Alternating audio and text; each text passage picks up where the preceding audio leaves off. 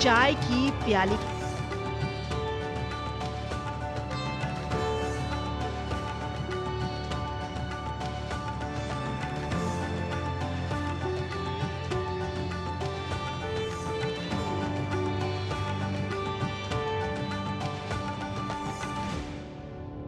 अद्रोहः सर्वभूतेषु कर्मणा मनसा गिरा अनुग्रहश्च दानञ्च शीलमेतत् प्रशस्यते।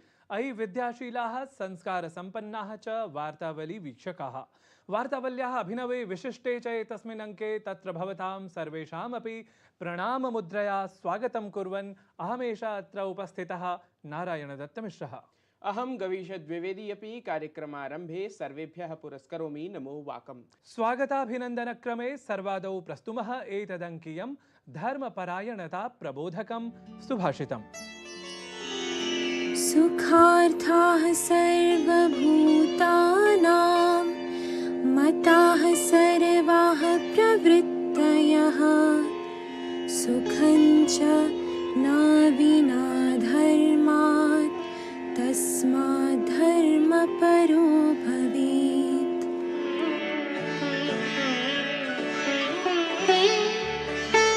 सभी प्राणियों की सभी प्रवृत्तियां सुख के लिए होती हैं और वह सुख बिना धर्म के नहीं प्राप्त होता है।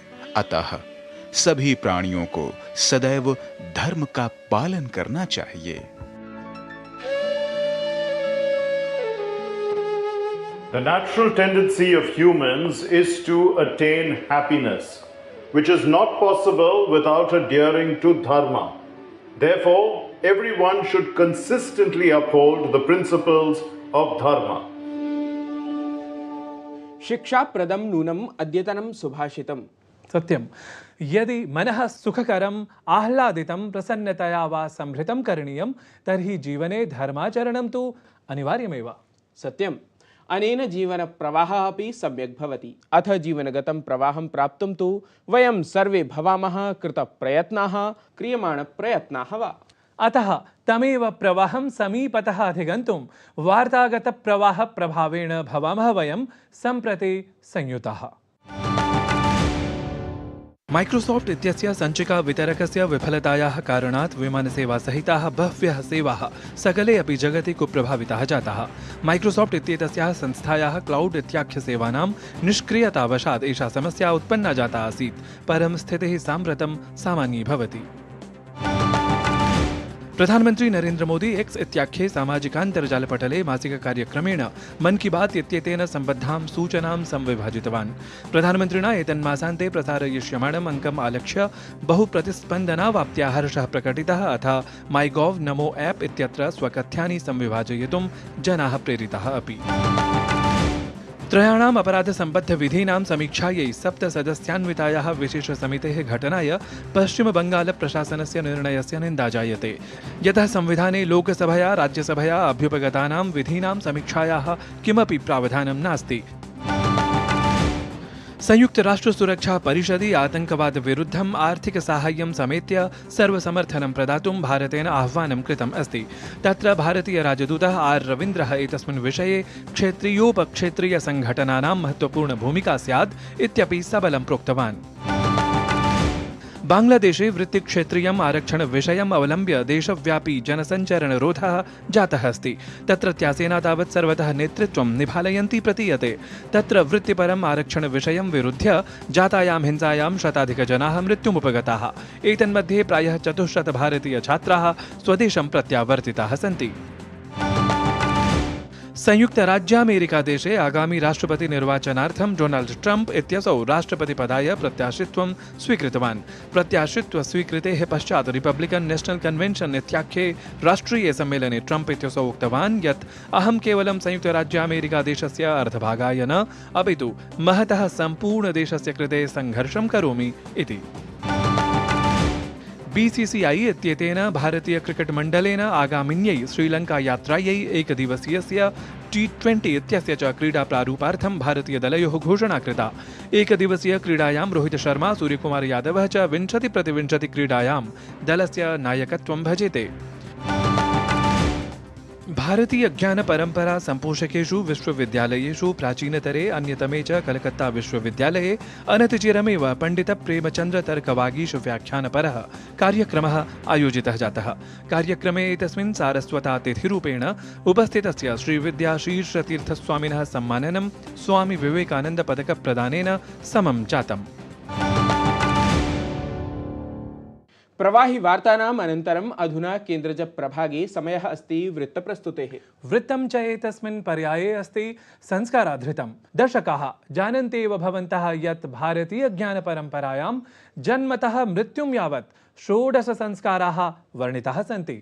आम्, किमस्ति एतेषां संस्काराणां वैशिष्ट्यम् अथ किं च अस्ति प्रयोजनम् इति अवलोकयामः एतेन वृत्तविशेषेण।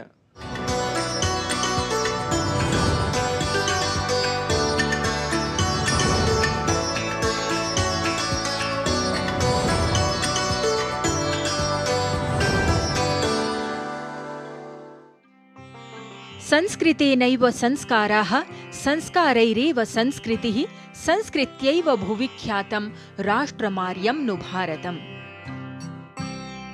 संस्कृतेन संस्काराः, संस्कारैः संस्कृतिः, अथ संस्कृत्या एव अस्ति अस्तित्वं भारतस्य। आध्यात्मिकताश्रिता वैदिकी भारतीया संस्कृतिः ऋषिमुनिभिः ख्यापितैः विज्ञानसम्मत प्रक्रियापरैः संस्कारैः एव अस्ति परिप्लाविता। संस्कारो नाम संस्करणं, परिष्करणं, विमलीकरणं, विशुद्धीकरणम् इति। शरीरात्मनोः पवित्रतायै अथ सामाजिक धर्म संभरिताय जीवनाय मानवेषु अपेक्षितानां गुणानां विकासः, सद्गुणस्थापना प्रयत्नः एव भवति वैदिक विचारधारायां संस्कारः। तावत् शरीरात्मनोः शुद्ध्यर्थं गर्भाधानतः अन्त्येष्टिपर्यन्तं क्रियमाणाः 16 विधाः भवन्ति संस्काराः। एतेषु 16 संस्कारेषु उत्तमसन्ततेः निर्माणार्थं शिशोः जन्मपूर्वं मन्त्रोच्चार पुरस्सरं गर्भाधान, पुंसवन, सीमन्तोन्नयनेति 3 संस्काराः क्रियन्ते। शिशोः जन्मपश्चात् 13 संस्कारेषु प्रथमः जातकर्म संस्कारः भवति। जन्मनः पश्चात् 11 दिने नामकरण संस्कारः, अथ 4 मासे शिशोः निष्क्रमण संस्कारः अर्थात् बहिः गमन संस्कारः विधीयन्ते।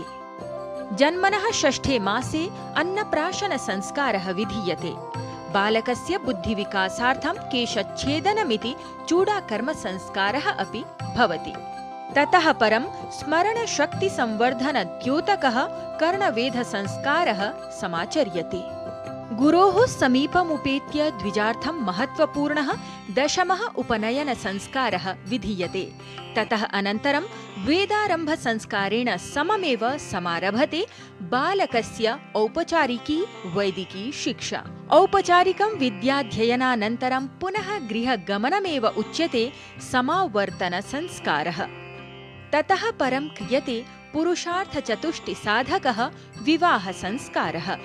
गृहस्थाश्रमस्य सकलविधं दायित्वं प्रपूर्य योगाभ्यासार्थं, शास्त्रविचारणार्थं, महात्मनां संगार्थं वानप्रस्थसन्न्यासेति संस्कारद्वयं विधीयेते।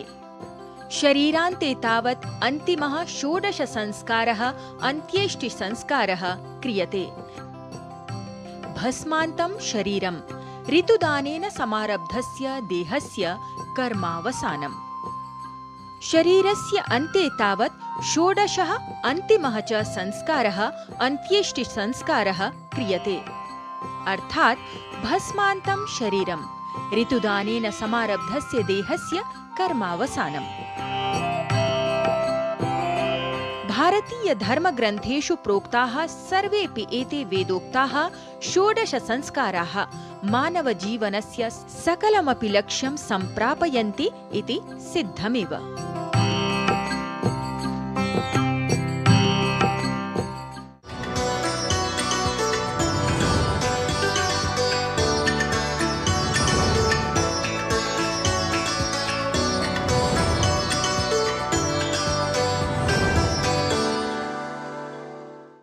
शोभनं वृत्तं वृत्तप्रस्तुतेः अनन्तरम् अधुना कालक्रमः प्रवर्धयति अस्मान् त्रिज्याप्रभागान्तरवर्ति साक्षात्कारप्रसारणं प्रति। अद्य च एतस्मै साक्षात्कारप्रसारणाय साधितसम्पर्कः विशिष्टः जनः अस्ति संस्कृतसंवर्धनयोजनानिरीक्षकः संस्कृताचार्यः। एषः अतिथिः अस्ति दिल्लीस्थस्य केन्द्रीयसंस्कृतविश्वविद्यालयस्य आचार्यः प्रोफेसर् मधुकेश्वर भट्टः। आयान्तु महोदयेन सह दृश्याङ्कितं संवादम् एतम् अवलोकयामः।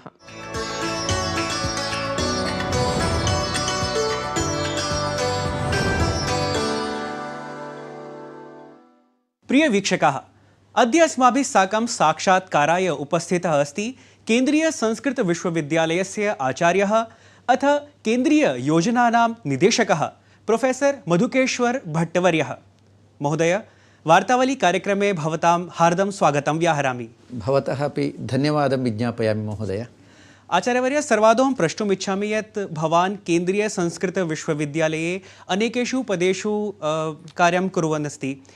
तत्रापि संस्कृतसंवर्धनयोजनानां भवान् निदेशकत्वमपि निभालयति। एतासां योजनानां वैशिष्ट्यं किमस्ति? महोदय,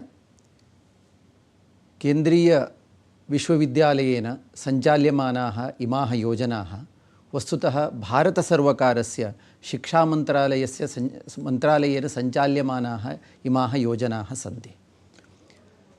केन्द्रीयसंस्कृतविश्वविद्यालयः नोडल् एजेन्सी रूपेण कार्यं करोति। प्रायः 13 संस्कृतसंवर्धनयोजनाः अत्र अन्तर्भवन्ति। तत्र प्रमुखाः वर्तन्ते संस्कृत अध्येतॄणां कृते छात्रवृत्तिप्रदानं प्रमुखम्। एवमेव संस्कृतविद्यालयेषु महाविद्यालयेषु ये कार्यं कुर्वन्ति अध्यापकाः तेषां कृतेपि अनुदानराशिः अनया योजनया अत्र दीयते। एवमेव शास्त्रचूडामणिः इति काचित् योजना वर्तते। ये विद्वांसः वर्तन्ते स्वगृहे अथवा महाविद्यालये ये कार्यं कुर्वन्ति, शास्त्रेषु परिश्रमं कुर्वन्ति ये विद्वांसः, तेषां कृते शास्त्रचूडामणिः इति काचित् योजना परिकल्पिता वर्तते। एवमेव 13 योजनाः अत्र वर्तन्ते। छात्रवृत्तिविषये मया अत्र उल्लेखः कृतः। प्रायः 9मकक्षातः विद्यावारिधिकक्षां यावत् अस्माभिः अत्र छात्रवृत्तिः प्रदीयते। इमे अंशाः अत्र मुख्याः सन्ति। केन्द्रीययोजनायां शास्त्राणां भारतीयज्ञानपरम्परासम्बद्धानां विषयाणाम् अध्ययनाय कीदृशी अत्र योजना अस्ति? कृपया विज्ञापयतु। अत्र अस्माभिः काचित् योजना परिकल्पिता वर्तते। 18 परियोजना इति वर्तते। भारतसर्वकारस्य शिक्षामन्त्रालयेन इयं सञ्चाल्यमाना योजना। अत्र 18 विभागाः वर्तन्ते। यथा योजनारूपेण अस्माभिः यथा ग्रन्थानां पुनः प्रकाशनम्, अपि च भारतीयज्ञानपरम्परायां विद्यमानानाम् अनेकेषां ग्रन्थानां पुनः प्रकाशनम् अपि भविष्यति। एवमेव सहस्रशः पाण्डुलिपयः वर्तन्ते, तेषामपि प्रकाशनार्थम् अत्र अस्माभिः अनुदानराशिः अनया योजनया परिदीयते। एवमेव 18 योजनाः अत्र वर्तन्ते। एवं संस्कृतस्य प्रचारार्थम् अत्र आवासीयप्रशिक्षणार्थमपि अस्माभिः धनराशिः अत्र प्रदीयते। एवं रूपेण 18 परियोजनामाध्यमेन संस्कृतस्य प्रचारः अपि च भारतीयज्ञानपरम्परायाः प्रचारश्च अनेन माध्यमेन अस्माभिः क्रियते। आचार्यवर्य, यदि आधुनिकविषयान् चर्चयामः चेत् केन्द्रीयसंस्कृतविश्वविद्यालये के विषयाः सन्ति ये पाठ्यक्रमे योजिताः, एवं च येन संस्कृतेतरजनाः अपि अनेन सम्पृक्ताः भवेयुः? भारतीयं विधिशास्त्रमधिकृत्य छात्राः जानीयुः, अपि च न केवलं प्राचीनविधिशास्त्रम् अपि च आधुनिकपद्धत्या प्राचीनविधिशास्त्रं ते पठेयुः, छात्राः अधिगच्छेयुः इति कारणेन अस्माकं माननीयकुलपतिभिः अयं नूतनः पाठ्यक्रमः अस्माभिः विश्वविद्यालयेन आरब्धः वर्तते।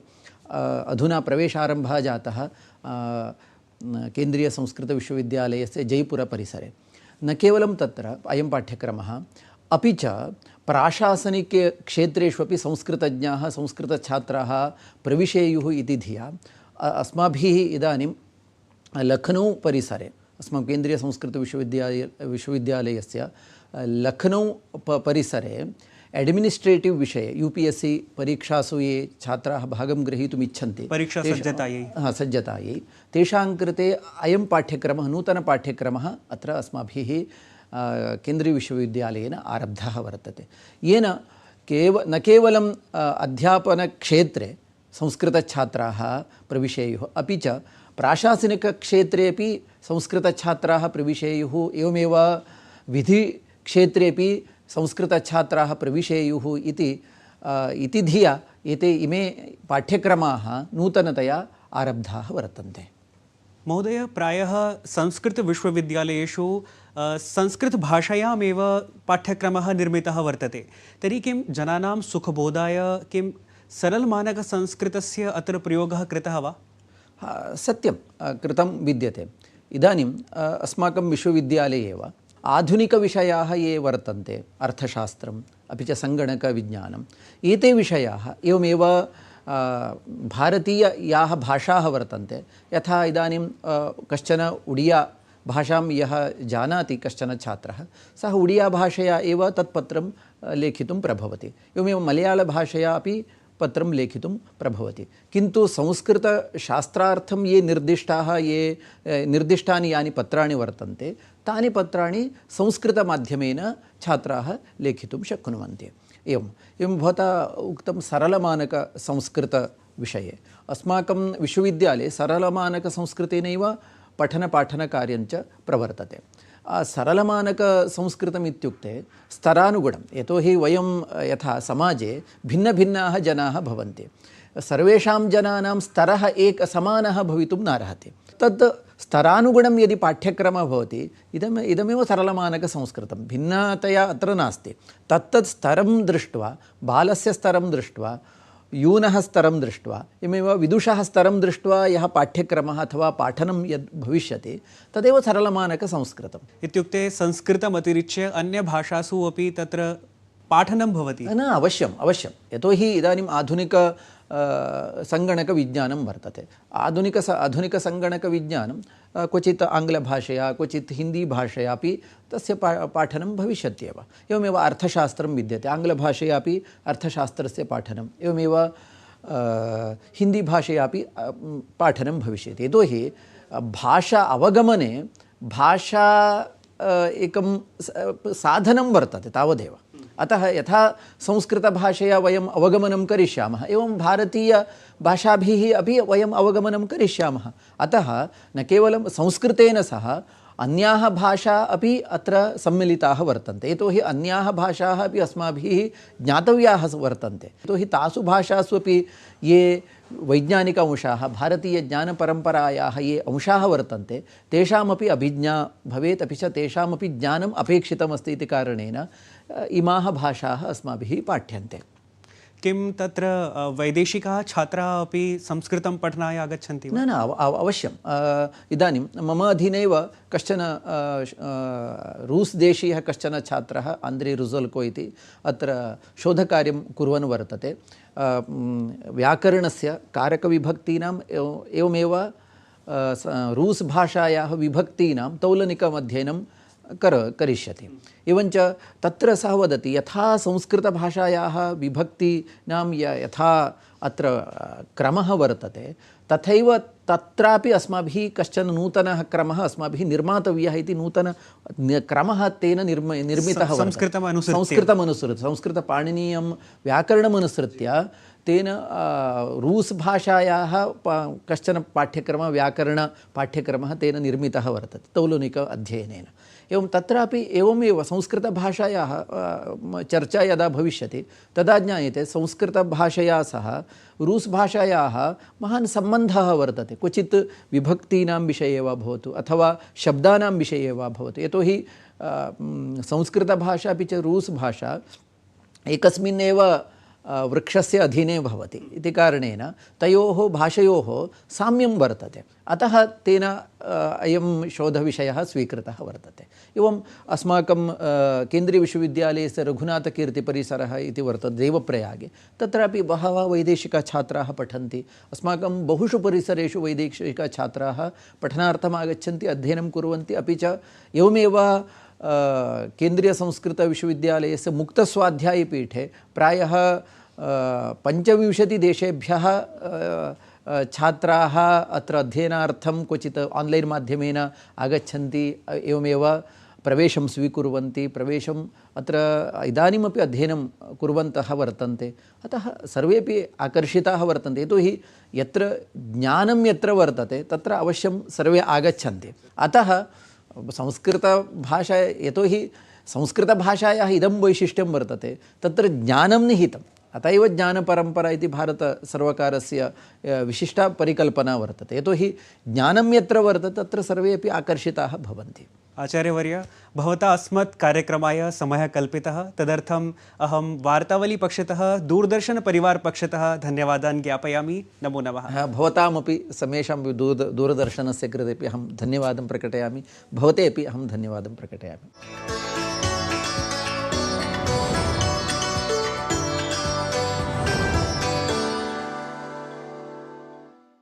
शोभनः संवादः। संस्कृतक्षेत्रे संवर्धनपराः योजनाः नितरां वर्धन्ताम्।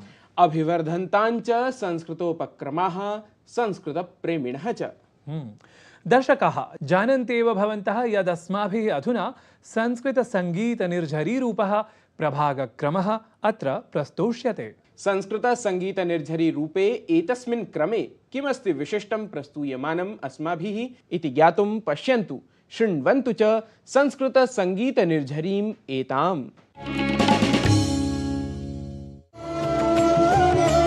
अधरं मधुरं वदनं मधुरं नयनं मधुरं हसितं मधुरम् अधरं मधुरं वदनं मधुरं नयनं मधुरं हसितं मधुरं हृदयं मधुरं गमनं मधुरं मधुराधिपते रखिलं मधुरं मधुराधिपते रखिलं मधुरम्।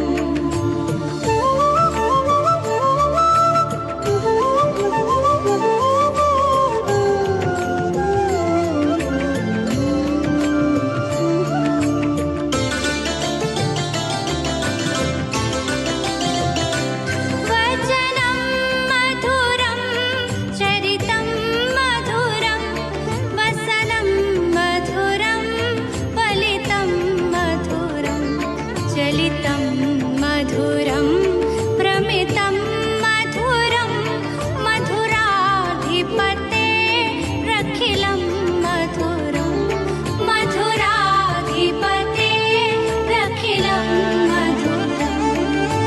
मधुरं संस्कृतसंभृतं सङ्गीतनिष्ठं च उपस्थापनम् एतत्।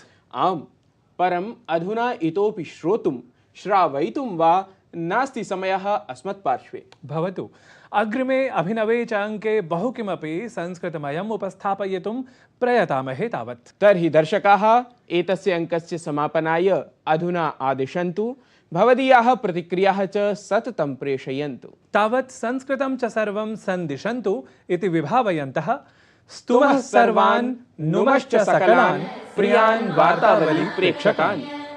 गृहतोरणचिल्लिका वक्त्रलक्ष्मी